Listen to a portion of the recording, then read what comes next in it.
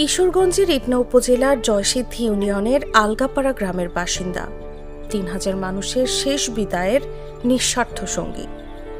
শেষ ঠিকানার কারিগর সেই মোহাম্মদ মনু মিয়া আর নেই। শনিবার সকাল ১০টায় নিজ বাড়িতে শেষ নিঃশ্বাস ত্যাগ করেন তিনি। জয়সিদ্ধি ইউনিয়ন পরিষদের প্যানেল চেয়ারম্যান মোহাম্মদ বাহাউদ্দিন ঠাকুর তার মৃত্যুর খবর নিশ্চিত করেন।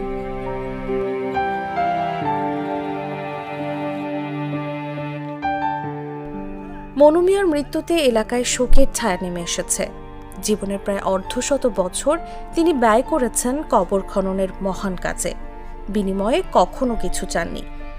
আশপাশের গ্রাম ও জেলা জুড়েও তিনি পরিচিত ছিলেন শেষ ঠিকানার কারিগর নামে। প্রায় ৪৯ বছর ধরে বিনা পারিশ্রমিকে ৩,০০০-এরও বেশি মানুষের কবর খুঁড়েছেন মনু মিয়া। একটি ঘোড়ার পিঠে চড়ে তিনি ছুটে যেতেন মৃতের বাড়িতে। শুধু তাই নয়, এই কাজের জন্যই একসময় নিজের দোকান বিক্রি করে প্রিয় ঘোড়াটি কিনেছিলেন তিনি। স্থানীয়রা জানান, কিছুদিন আগে অসুস্থ অবস্থায় হাসপাতালে ভর্তি হন মনু মিয়া।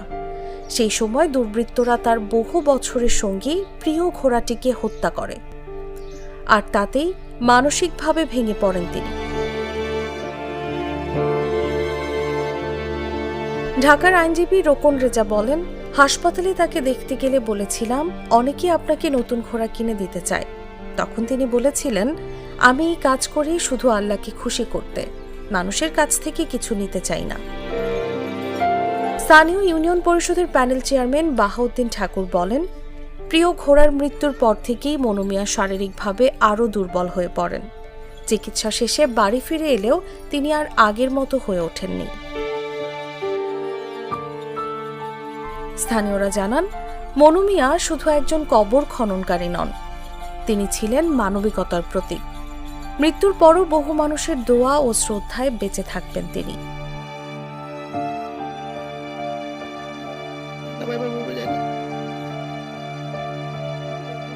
নিউজ ডেস্ক, জাগো নিউজ।